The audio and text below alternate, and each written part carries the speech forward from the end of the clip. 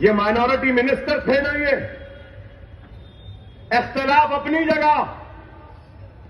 Award साहब मुझसे मिलने ना था तो मैं सिखा देता था, बता देता था कि किस तरीके से मुसलमानों का काम होता है।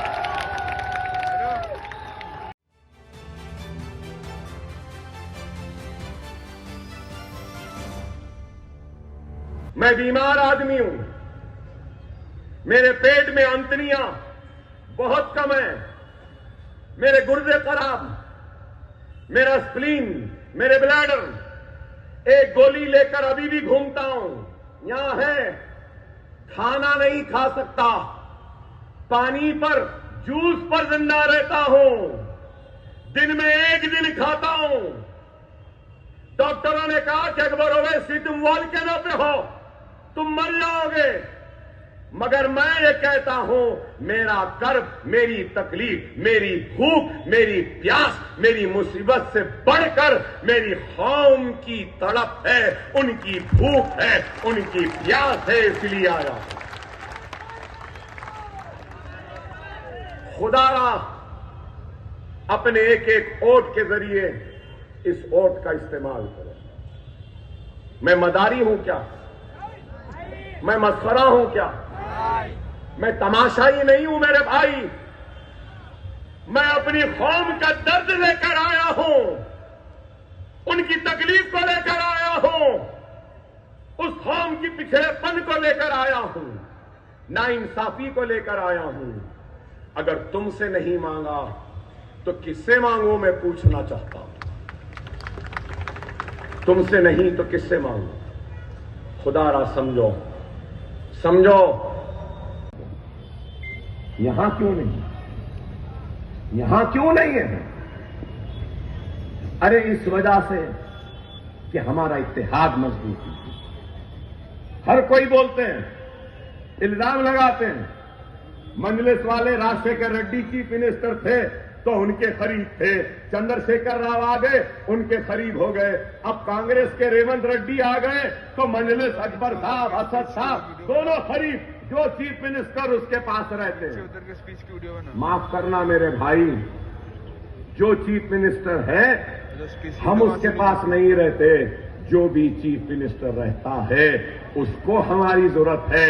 अगर वो हमारे करीब नहीं तो फिर राज करना मुश्किल होगा। हमारी जरूरत है, वो नहीं, उनकी जरूरत हम है। ये ताकत है, ये इत्तेहाद की ताकत है। और मैं आगे बढ़ूं, मैंने अभी अपनी बहन को बोलते हुए सुना, सैफ पठान को भी बोलते हुए सुना कि स्कूल नहीं, कॉलेजेस नहीं। आपको बताना चाहता हूं कि हमारे पास रेजिडेंशियल स्कूल्स और कॉलेजेस करीब 300 हैं। 300। तो आप बोलेंगे कौन से हैं? Minority residential schools and colleges 300 हैं।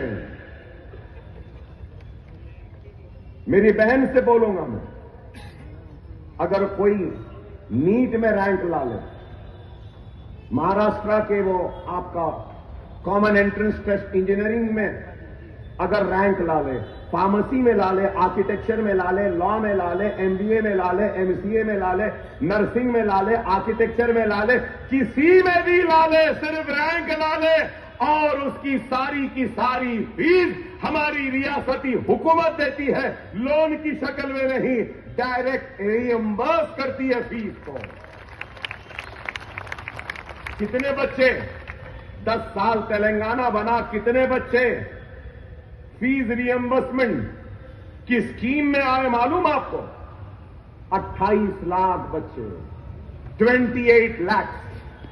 शादी मुबारक की स्कीम है, गरीब की बच्ची की शादी 1,01,000 रुपया हुकूमत देती है गरीब मुसलमान बच्ची की शादी पर। क्या आपके पास है? ये माइनॉरिटी मिनिस्टर थे ना, ये